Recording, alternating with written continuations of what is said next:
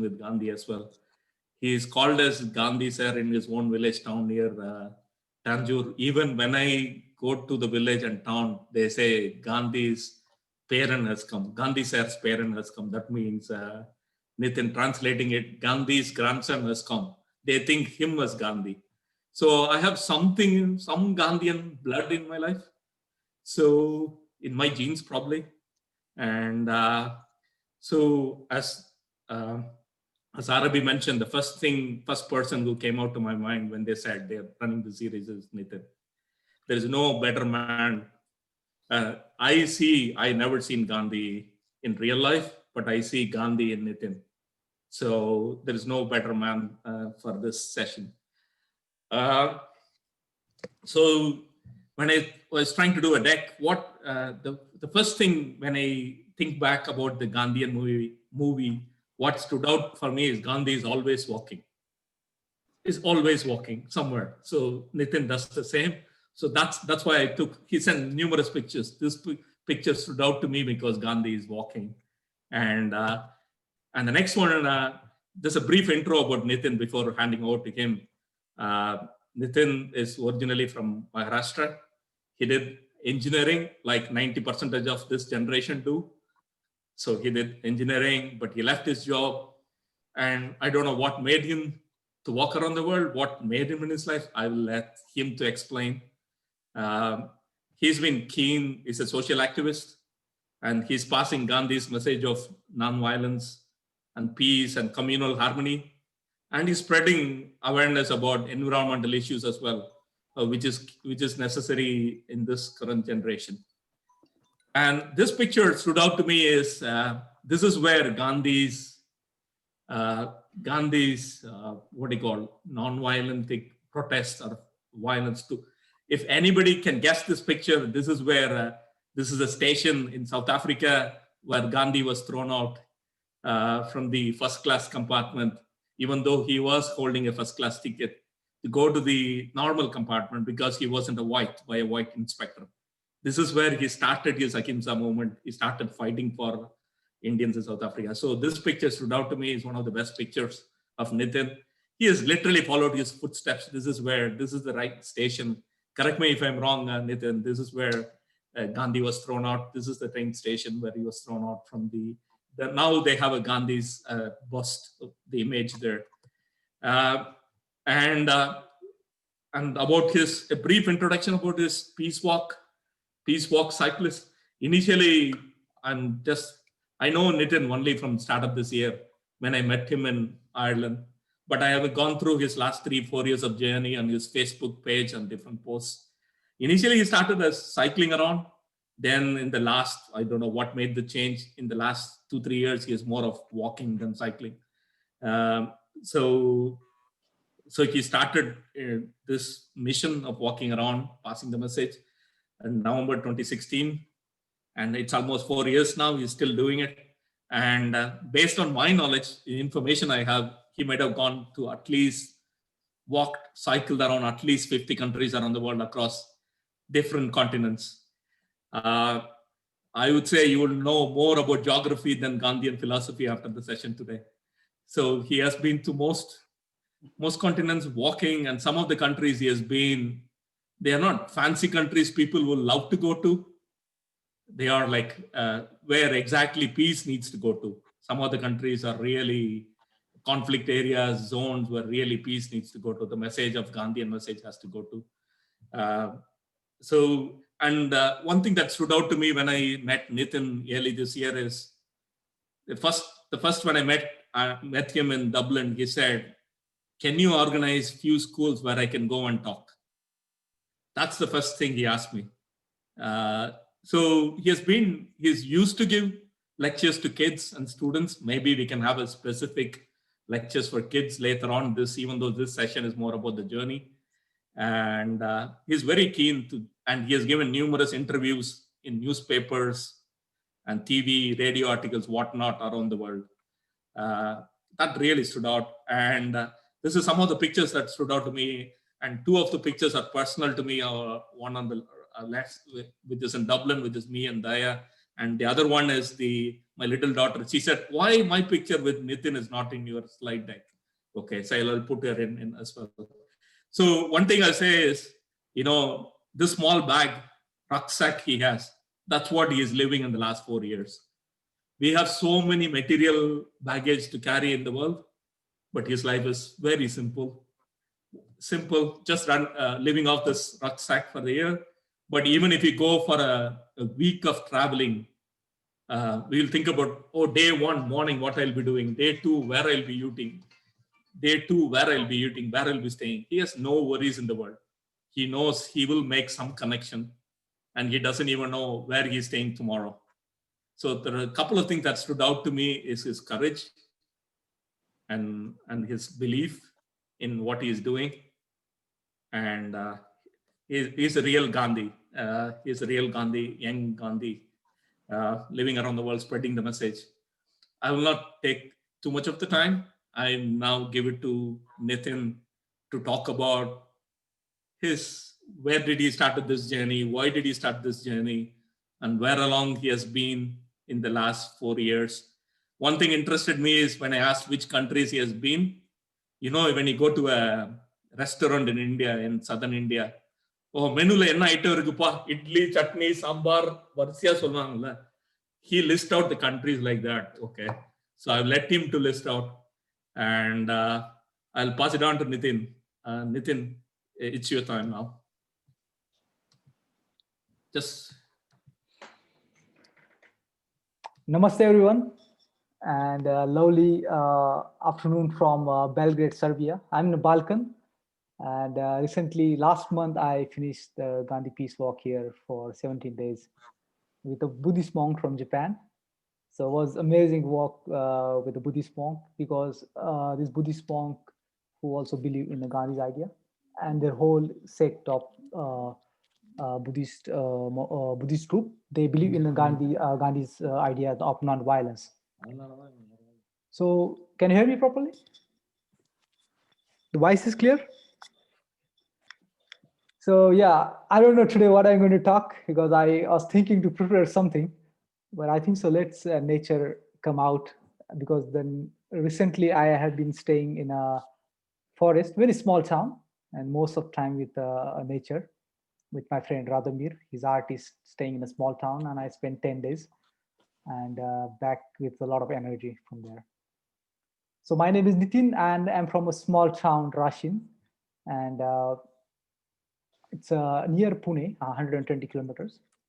So why I start, there is a background before why I started the journey. There is a background in the past, which is about my family background, my town, and then later on my engineering career. So first thing, in my family is Hindu.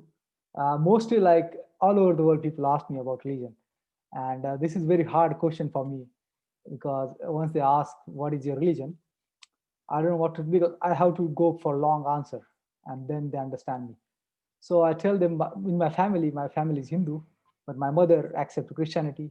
My father used to practice Ramadan, so I used to go with him in the Ramadan time for fasting, to go to the mosque. I used to read the Bible for my mother, because she couldn't read. I'm the only one who can read in my family at the age of 7 or 8. And my grandmother used to practice Sikhism, some sect. So if you come to my home, you'll see in one wall, all God are staying together. And I never see any single argument between they're fighting for their God is best or my God is best. So that's the one. But the second one, second part of, in my town, we have Jain temple, we have Hindu temple, a lot of Hindu temple, we have Buddhist temple, Hindu temple, a lot of Hindu temple, a lot of mosque. So this is my village. So it's amazing opportunity for me to go through all this religion. And then in a school, I got another science religion, which is a belief in science and research.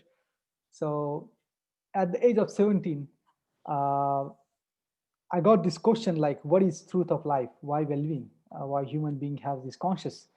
What we're thinking and how we're living? So why this everything? So that's questions bring me to another level. And that's to find the truth of this. So through the story of Gautama the Buddha, I inspired to left my home to seek this answer. And I left my home one day. I spent one night at the train station in Pune, and it was not easy for me at that time. My mind was not very strong. So next day I went back to home and become a engineer afterward 4 years. And then I worked 6 months, but I thought this is not my going to my way of life. So I quit my job and I start working with Maharashtra Gandhi Smarak Nidhi and Yuva Kranti Dal, which is mostly we are working to fight against the casteism, to bring equality and justice. And the second one was to fight fight for communal harmony, to bring all religious people together. So that was the two works we did for 1.5 year. I worked with them, and then one man came from Varda and he said, "I'm going to start with the bicycle journey around the world to celebrate 150 years of Mahatma Gandhi." So I say this is a great opportunity for me to join with him, and because there are two journeys. One is your inner journey, and our outer journey is about Mahatma Gandhi, and both I believe strongly. So, and while working like 1.5 year, I minimize my needs. Like 1.5 year, I don't remember I buy anything, clothes or anything. I stay minimum as possible. List, I think so. I spend $50 per month on my food, shelter, and the travel. So that was very important practice for me to live as minimum as possible. And then 18th of November 2016, I start this journey on a bicycle with friend and to my friend Ajay and friend from Varda. So we ride in India. Then we got some differences. So me and my friend Ajay, we start alone from Thailand. So they in Thailand, Cambodia, Vietnam, China, Hong Kong, Japan, South Korea, and USA, Mexico, Guatemala, Honduras, El Salvador, Nicaragua, uh, Costa Rica, Panama, Colombia, Ecuador, Peru. Then after the Peru, I start walking in Africa, from South Africa to Egypt, crossing by South Africa, Zimbabwe, Zambia, Tanzania, Rwanda, Uganda, Kenya, Ethiopia, Sudan, Egypt, and then went to UK, walk in UK, Scotland, England, Northern Ireland, Southern Ireland, Germany, Portugal, Spain, Georgia, where I stayed for 6 months, and then I went to Turkey, and now in Serbia. I walk here, and 2 months I'm here, so I'm going to spend one more month because I cannot go anywhere because the border is closed and the country is locked down with the landlocked lockdown. So it's very hard for me to go anywhere right now. So I got one job at a hostel, so I'm going to do voluntary work there, and at least I can get place to stay for a month, and then we are planning to do a non-visible Gandhi monument with one of the activists here. Sorry, not activist. He's artist, and he's very inspiring artist. So his idea and Gandhian idea will come together, and we're going to make a monument in this city, and then Novi Sad, another city. So that's the plan for next month. So there are a lot of amazing story across this journey and a lot of learnings. And one of the I think so the best learning for me is to have gratitude what we have, what we can get, because every day is a big challenge for me to find a food, find a shelter, find a warm place. Even if it's hot, then I have to find a cold place. So along in the Sudan, I was walking. It was too hot, 45 degrees, and the Nile was the coldest place for me. So after like in the midday, I go to Nile, take a deep bath, and then come back, start again the journey, and meet amazing people in Sudan. Sudan become one of my best country. In the evening, I never buy any food. People offer me food and a place, and the people was so amazing there in Sudan. So I'll start with Thailand. India, I never use any money. Without money, we travel in India. People was so kind, and then went to Thailand. New country, new people, language, knowing nothing. First country with a new password. So it was very hard for me. But we met amazing people on the way, amazing people, and that's inspired me. So people ask me many times, what inspired you to go next day and next day? I can say the people I met a previous day, such a kind and a generous support to me. I get this inspiration to go next. And most important, I found that like yesterday I was talking with my friend Radomir. And then I remember that the journey wouldn't be possible if I don't act truthfully and talk truthfully and think truthfully. Because there is one incident like to getting a USA visa, it's one of the toughest challenge. And I got it so easily. I go there and I was like with open heart and talk truth, and they gave it to me. When I went to USA, I flew from South Korea to New York, sorry, San Francisco. The officer asked me, "How much money do you carry?" So I told him I have $300. And he said, $300 is for only 3 nights. How are you going to survive here? It's so expensive. So I told him that I know friends and organizations are helping me out, but he was not listening to me. So he sent me to deportation center, and at the deportation center. But my biggest worry was there that time was because I was protesting against the U.S. airbase in Okinawa Island with the peace activist, and that was my worry. Like if they find it out that I'm an activist and if I'm protesting, they didn't ask me this question, so I was lucky. They didn't ask. If they asked, I could talk them easily. But they asked me about money, so I was happy. So I don't have a problem much. The money problem I'll sort out something. So they sent me to deportation center, where I was with Vietnamese and two Chinese women. So three of us, and the one African American officer came, and he started questioning again, and he asked same questions, and he said it's very difficult to survive here in this amount of money. And then after 30 minutes, I remember that I was in Japan for 3 months. I did a walk in Japan for 2 months, and I stayed 3 months in Japan. So I told him that I was in Japan for 3 months, and the Japan is more expensive country than US. Then he checked my passport and he said, "Okay, welcome to USA." So there's many stories about traveling country to country. Sometimes people can be reject you, but luckily no one reject me. I passed through most of the countries. 40 countries I have been. Uh, the most amazing experience of my journey is experience of Jeju Island, which is the South Korea. So before I was in Jeju, I was in Japan. I walked from Tokyo to Hiroshima. That was for nuclear disarmament. And 1 month I walked without money with one backpack. My friend gave to me, and I made some small pamphlet. I went to one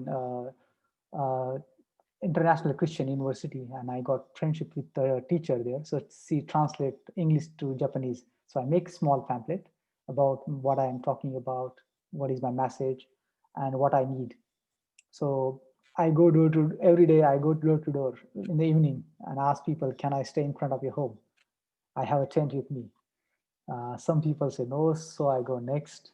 If say no, I go next. So I go 5 different houses, and out of five, someone I get. So Buddhist temple, uh, churches, in the gardens, in the mountains, near rivers.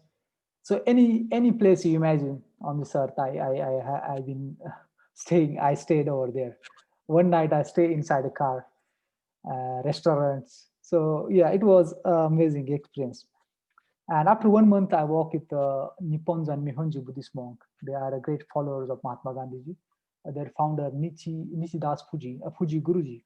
The Guruji is name given by Mahatma Gandhi when he met Mahatma Gandhi in Sevagam Ashram in Varda. And so they are very deeply influenced by Gandhi's idea of non-violence. And every temple of their Buddhist temple in Japan and all around the world, they have Gandhi's pictures inside the temple. It's like God for them. And they deeply follow his idea of non-violence. They fight against the nuclear disarmament, therefore nuclear disarmament and the wars. So I got opportunity to walk with them for a month, and then it was easy with them.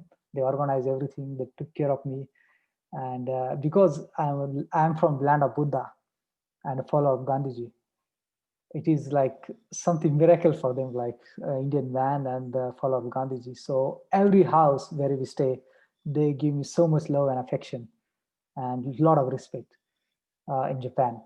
And it's all Southeast Asia, especially Thailand, Cambodia, Vietnam.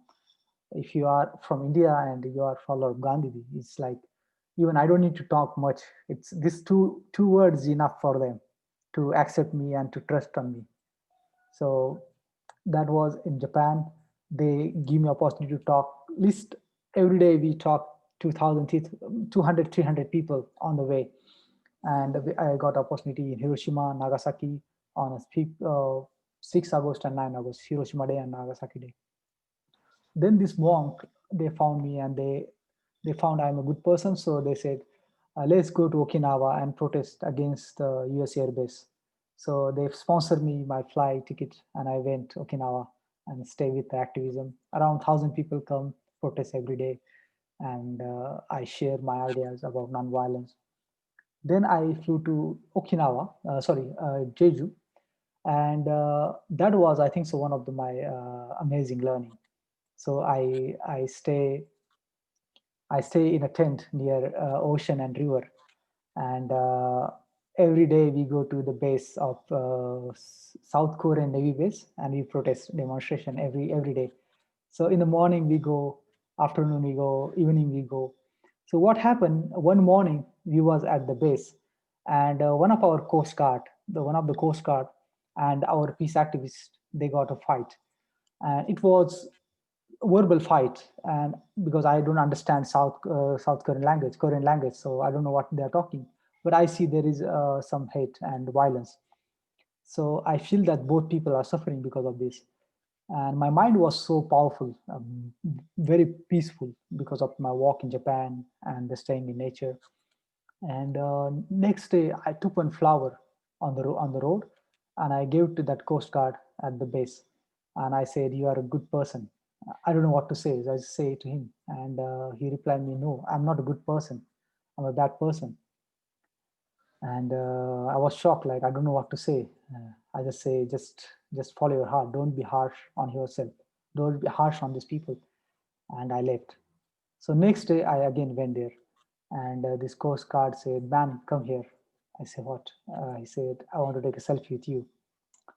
And he took a selfie with me there. And next day I took a selfie with him. So that incident, I think, so one of the best in my journey, and that's a real understanding of nonviolence, side of nonviolence. The idea of nonviolence is not just about physical; it's about your verbal, how we talk. It's about your mind. If you create some violent thought, your mind, it's violence, and it's not something about others. It's about you because you are suffering because of this violence. So it's go through your mind, your verb, and your action. So three things together, and that's what my learning, a practical understanding of Gandhian message of nonviolence. And from there, I went to America. So I told this story about the money, but other thing, I recently about Black Lives Matter in USA, big protest, and I seen that how the country is, the racist is. And then I share the message about Indian casteism. I told them about Indian casteism, how it work on the four levels, and slowly then I introduced African racism to the high school student, and then the student then understand. I remember one class, there was 90%, 99% was white student, and one was only black. So the student come in the end, and he took picture with me. I found he's so inspired by the talk there. So that was very good moment I had in USA. So in USA, I talk about the racism, and it was very important at time, and message of Gandhi and message of Martin Luther King. I went to Atlanta, where Martin Luther King's birthplace. I went to his home, and he there is a museum of him, and inside the museum there is his clothes, and his pocket he always carry Gandhi's book until the last. He always carry wherever we go. He always keep his book inside his pocket, and that was very inspiring to see like how he deeply influenced by idea of nonviolence of Mahatma Gandhi. And I can see a lot of organizations who are working in USA, in New York, in Houston. They're going to be a museum there, and it was amazing opportunity for me because that was my first English country after India. I could express more, I could learn more, and then I went to Mexico. I think so. My friend is here, Emma. Emma is there on the panel. She took care of me in Mexico City. She was at my home in India as well. So uh, in the north of Mexico, I met drugs dealer where I talked with message of violence. Then Mexico, Guatemala, Honduras, El Salvador, which is one of the dangerous country in this world. But luckily, nothing happened with me.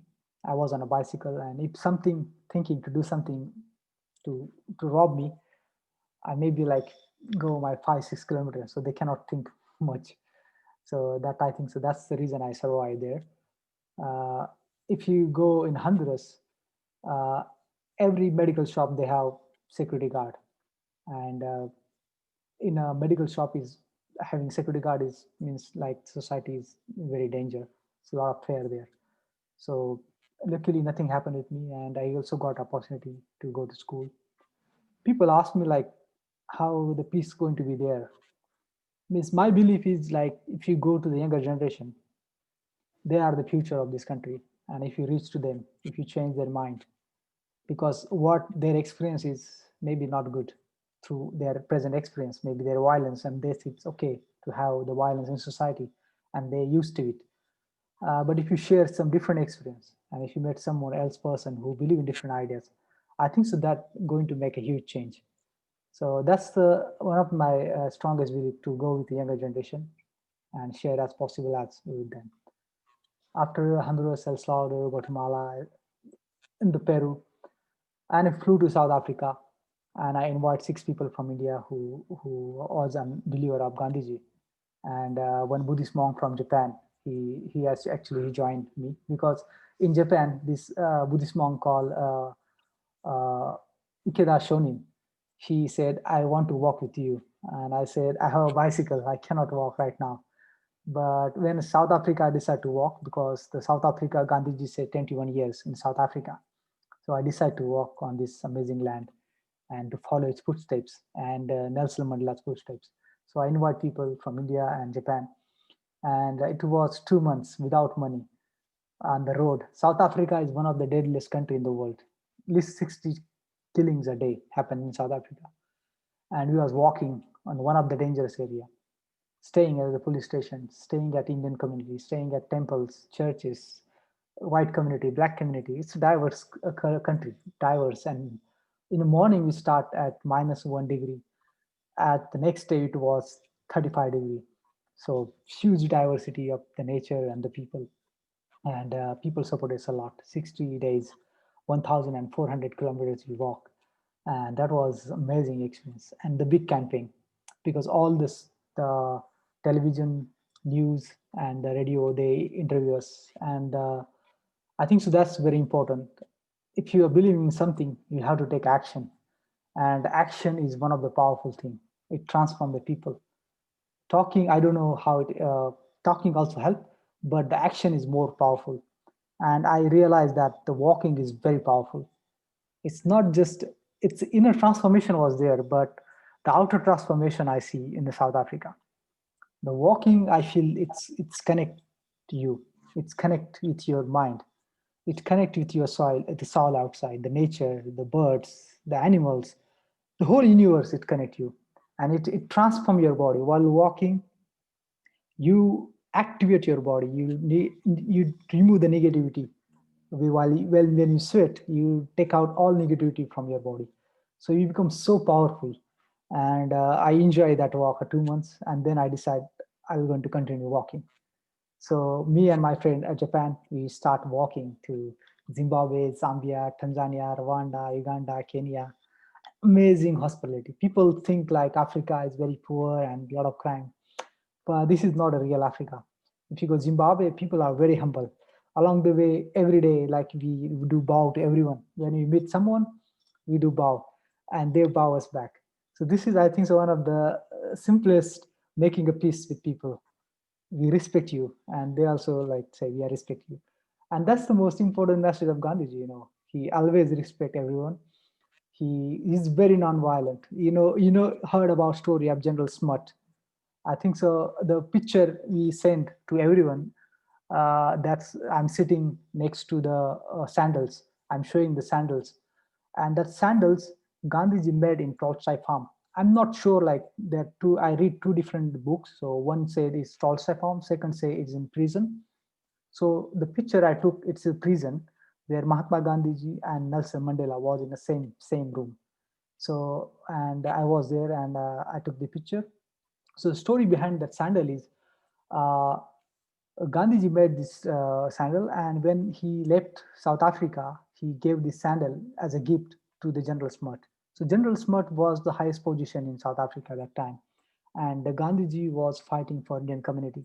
And General Smart was good person, but he betrayed Gandhiji many times. He accepted the demands of Gandhiji when he protested, and later he denied. So, but Gandhi never lose hope on him. Even his own Indian community was against him, and but he never lost hope on this person. He never say, "I'll believe him," and three times he believed in him, and in the end he gave gift as a sandal. And when Gandhiji was 70-year old, the General Smart he gave back this sandal to the Gandhiji. He said, I'm not capable to hold this sandal. It's made by some of the great person, and I couldn't understand him at the time when I was in South Africa. So he realized what he was doing and how he was at the later part of his life.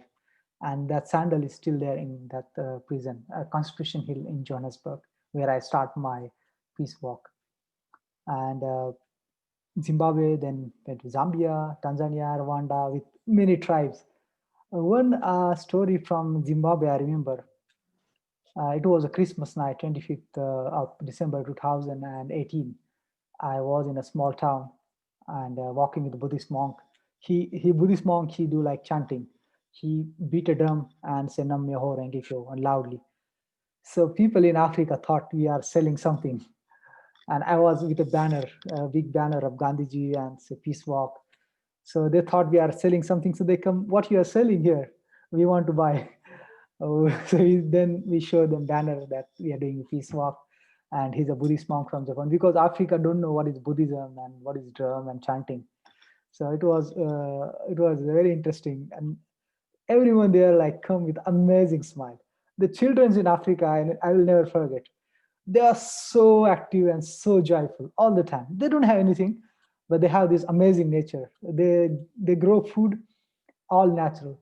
So I think so. This is the way of Gandhian living. Staying with the nature, no pesticide, fresh food, uh, whole time physical active, running here, walking there, making the way. So amazing Africa. And so 25th of December 2018. So he was walking. He was very tired. We sit under a tree. One man came with one hand beer, one hand bicycle. He said, "Who are you? What are you doing here?" I say, "We are doing a peace walk and celebrating Gandhi's 150 years." So he says, "Come to my home. Welcome to my home. Today is Christmas. My family will be very honored to have you on the Christmas." So he cooked food for us with all his family. We had singing, dancing, amazing day. And same day we left his place again on the road. It was 4 5. Again, two men came out of bush, and they said, "Who are you? What are you looking for?" So we told that we are doing this, and we're looking for a place to stay for tonight. We have a tent with us. He said, "Come to my home." So we joined him, and we went to bushes around 500-meter in the deep forest, lived forest, and then he is having a 5 huts. It's called I forgot the rondavels. It's a circular houses on top of the grass. On the top of it is grass, and he is having two wife, and they cook for us. So what I see while cooking, they was having a same food as normal food every day, because Christmas is very important day in the life of Christian people. And in this day, I thought they maybe have some sweet, some different food, but they are eating the same food. So then I went to market. I bought some vegetables. I was having Indian spices, masala. So I cooked for them Indian food that night, and it was very good good stay with them. Uh, so it's every day. Every day is a new story. Every day new learning, new culture, new people, and new learning. And so hope on humanity. It's, I think so, one of the key of my journey. If I don't have the belief in humanity, I cannot go anywhere. because that's the most important learning of my journey. Every day I have to knock the door and stay with people or stay in the nature. And people supported me last 4 years. So I think so. This is the live example that the humanity still exists, and we should not lose hope on humanity. And Gandhiji always said that humanity is like ocean. A few drops of ocean cannot make ocean dirty. So I think so that's very key point to how we live. And if you lose that, then the problems start. All the problems start while we lose the hope, or while we losing a trust on the people. So that is, I think, so the one of the key message I like to give to all the world through my this personal experience. Uh, went to then Africa, then Europe. So I'll tell like my mother's. So I have a biological mother in India, and one of my mother here is from British. She live in Birmingham. Other one I got in China. Across the border, the Chinese the immigration thought I'm a spy, so they check my everything, and I was at the border where no one stay. So only the border was there in the forest, deep forest. So I had to ride 70 kilometers without food, no money, nothing. Luckily, I got someone and I exchange some money, and I got food, and I got a place to stay in a Buddhist temple where I meet my Chinese mother, and she took care of me 2 days, and she connect some people on the way where I'm going. She write a message for me in a Chinese because I don't speak Chinese, so I made a small pamphlet with her, and that's how I go in China. Europe, in Georgia, I stuck for 6 months. That was the longest one I've been in one place. But luckily, the border with Turkey was open, and then I went to Turkey. I had a great experience. Serbia, yeah, 2 months right now. So my plan is to go to next to Romania, Russia, Kazakhstan, Turkmenistan, and Iran, Afghanistan, Pakistan, then back to India. So maybe it will take less than a year. I hope so. If the corona situation will go down. People ask me like, why you are still walking in COVID crisis? Is it not dangerous? But I found that many people don't have choices, and mostly the vulnerable, like especially the working class and the poor people who don't have a choice. They have to go in the market. They have to sell the product on the road. So I belong to these people. So for me, it's I think so the opportunity to be with them again. And I start in Turkey and in Serbia, and luckily I'm safe. And yeah, I hope so. All you are doing good in this huge crisis. But this is, I think, so the great opportunity for us to understand, to accept the reality, to accept the change, and that's what I learned in my meditation of Vipassana, to observe the reality, not to react, just observe. It's going to be changed. The law of nature itself is about change. Everything in the universe is changing continuously. Even our body cells continuously dying and reburning. Our mind continuously we are programming ourselves. Sometimes it's hard for us to adopt the change, but it's most important thing learning. I think so to just observe, and that's my the next idea is to just observe the reality, and this is going to be my next project when I back to India. How I can transform to raise the human consciousness and awareness to fight for environment, fight for justice, and fight for peace. We, I thought in some country that there is enough peace in the world, but I think so. It's not enough. We must fight. We must create a cooperation between the countries, between the peoples, between the societies. It's still lacking. I seen all over the world. We need a. I thought the humanity reached at very great level. Still, we are. This is one of the best time in human history we have. The wars are getting lower. We have equality. We have LGBT community coming up. There are a lot of awareness about that. There is a lot of awareness for human rights, equality. So, but still we are lacking. Many countries are still lacking, and we have a lot of challenges in the future. The biggest challenge is the climate change, and I want to dedicate most of my time in this climate change, how we can make positive actions. I know it's a difficult in the developed world because I see there is a uh, there is a huge challenge to get the meal at the table every night. So, but still, we can find the way. We can find a sustainable way, and I think so. The technology can offer a great best solution. I don't know it is going to be a best, but still it can be offered pretty good because now we are sitting different places of the world, in India, in Serbia, in Mexico, in America, or in UK, and still we are connected. So it was never in human history. We take things very granted, but it was never in history. So it is a miracle that we can see and share the ideas, and that's most important thing, to share and to learn and to grow, to continuously grow and bring a change in society.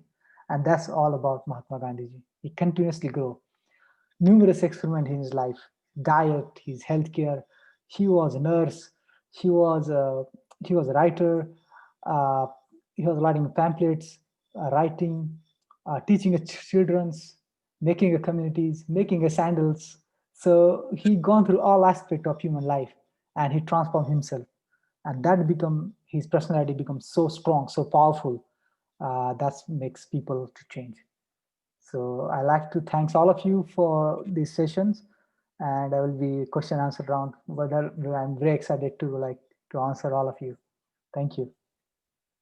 Thanks, Nitin. It was quite detailed explanation of your journey and your experience.